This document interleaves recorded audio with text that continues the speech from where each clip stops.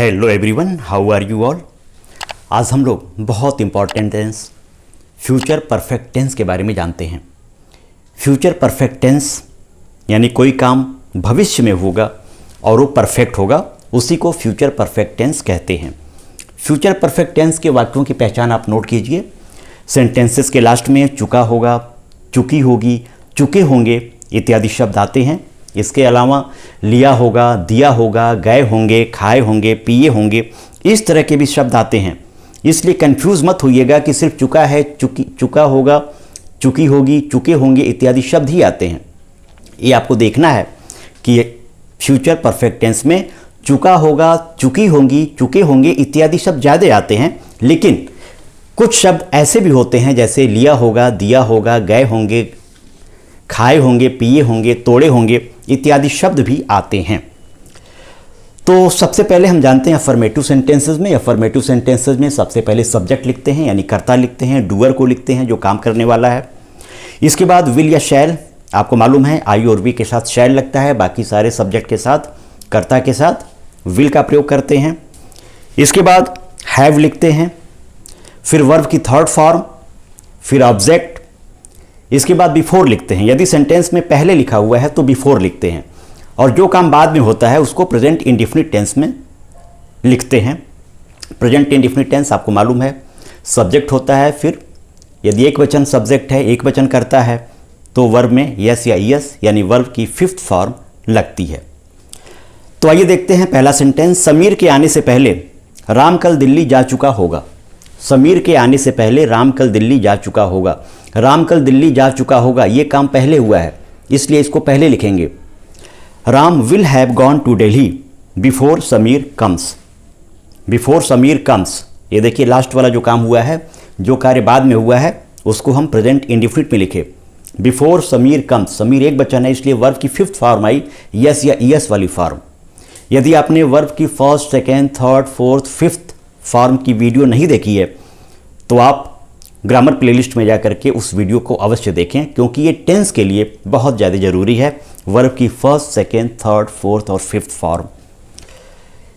अगला सेंटेंस हम देखते हैं। समीर के लिखने से पहले हम लोग कल 2 आम खा चुके होंगे। समीर के लिखने से पहले हम लोग कल 2 आम खा चुके होंगे। हम लोग कल 2 आम खा चुके होंगे, ये कार्य पहले हुआ है फ्यूचर में, तो इसको पहले लिखेंगे।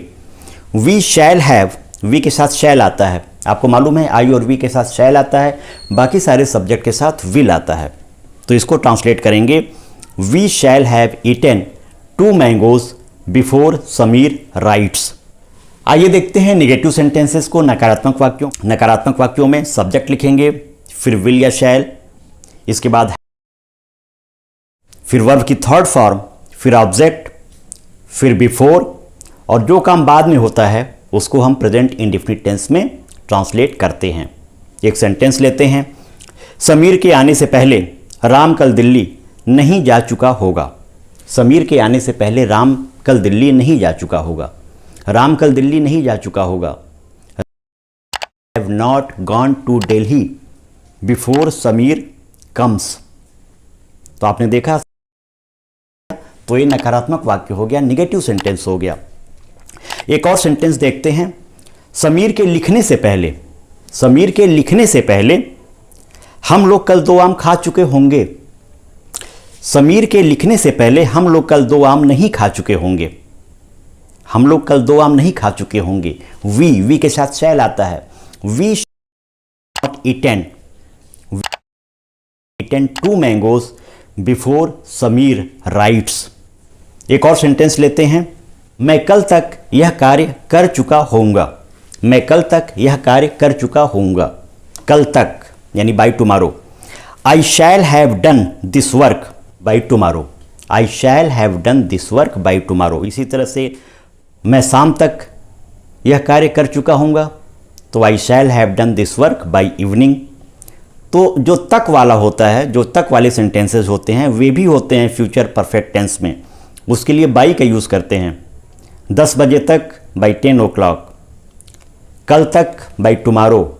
आइए देखते हैं इंट्रोगेटिव सेंटेंस यानी प्रश्नवाचक वाक्यों को। प्रश्नवाचक वाक्यों में सबसे पहले क्वेश्चन वर्ड, फिर विल या शैल, इसके बाद सब्जेक्ट, फिर हैव, इसके बाद वर्ब की थर्ड फॉर्म, फिर बिफोर, और जो काम बाद में होता है उसको प्रेजेंट इंडेफिनिट टेंस में लिखते हैं। एक चीज़ आपको ध्यान देना है, इसमें जो हैव है, HAV हैव, इसको विल के साथ भी लिखते हैं और शैल के साथ भी हैव लिखते हैं। इसमें हैज़ नहीं लिखा जाता, सिर्फ हैव लिखते हैं। फ्यूचर परफेक्ट टेंस में विल या शैल के साथ हमेशा हैव लिखते हैं, हैज़ नहीं लिखते। एक सेंटेंस देखते हैं इंट्रोगेटिव सेंटेंस का। समीर के आने से पहले राम दिल्ली क्यों जा चुका होगा? समीर के आने से पहले राम दिल्ली क्यों जा चुका होगा? क्यों, वाई पहले लिखेंगे। क्वेश्चन वर्ड बीच में है तो बीच में जो क्वेश्चन वर्ड होता है उसको हम पहले लिखते हैं, तो इसको ट्रांसलेट करेंगे, why will Ram have gone to Delhi before Sameer comes. एक और सेंटेंस देखते हैं, इंट्रोगेटिव सेंटेंस। क्या समीर के आने से पहले हम लोग 2 आम खा चुके होंगे? क्या समीर के आने से पहले हम लोग 2 आम खा चुके होंगे? हम लोग 2 आम खा चुके होंगे, क्या हम लोग 2 आम खा चुके होंगे, इसको पहले लिखेंगे। शैल, वी है, वी के साथ शैल लग, shall we have eaten 2 mangoes before Sameer comes. एक और सेंटेंस देखते हैं, क्या हम लोग कल तक यह पत्र लिख चुके होंगे? क्या हम लोग कल तक यह पत्र लिख चुके होंगे? Shall we have written, shall we have written this letter by tomorrow. कल तक यानी बाई टुमारो, शाम तक यानी बाई इवनिंग, सोमवार तक बाई मंडे। इस तरह से आप इसको ट्रांसलेट करेंगे।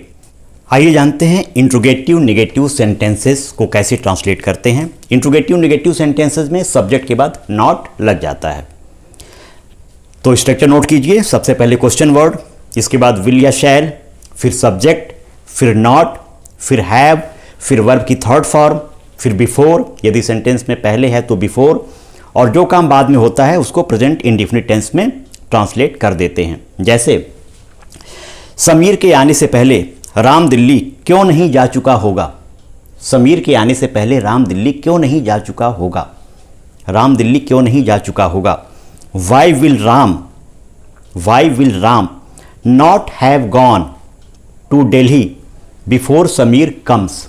देखिए सब्जेक्ट के बाद नॉट लगा है। सेकेंड सेंटेंस देखते हैं इंट्रोगेटिव नेगेटिव सेंटेंसेस का। क्या समीर के आने से पहले हम लोग 2 आम नहीं खा चुके होंगे? हम लोग 2 आम नहीं खा चुके होंगे, क्या हम लोग 2 आम नहीं खा चुके होंगे? Shall we not have eaten, shall we not have eaten 2 mangoes before Sameer comes. तो सब्जेक्ट के बाद नॉट इसमें भी लग गया। एक और सेंटेंस देखते हैं, क्या हम लोग कल तक यह पत्र नहीं लिख चुके होंगे? क्या हम लोग कल तक यह पत्र नहीं लिख चुके होंगे? शैल, जो चीज़ जो सेंटेंस क्या से स्टार्ट होता है तो उसमें क्या की इंग्लिश नहीं लिखते हैं, सीधे हेल्पिंग वर्ब लिखते हैं।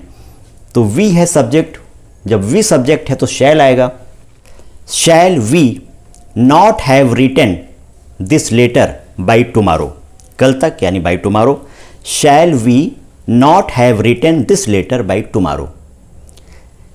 इस तरह से आप फ्यूचर परफेक्ट टेंस के सेंटेंसेस को, जो कि हिंदी में सेंटेंस होते हैं, उसको इंग्लिश में ट्रांसलेट करेंगे और जितने भी बुक्स में एक्सरसाइज है उसको करेंगे। यदि कोई problem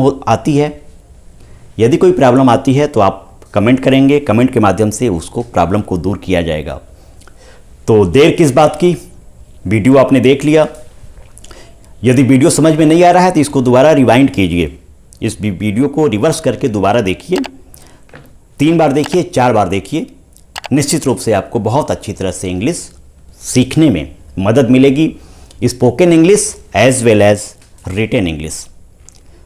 so keep learning and happy learning. God bless you.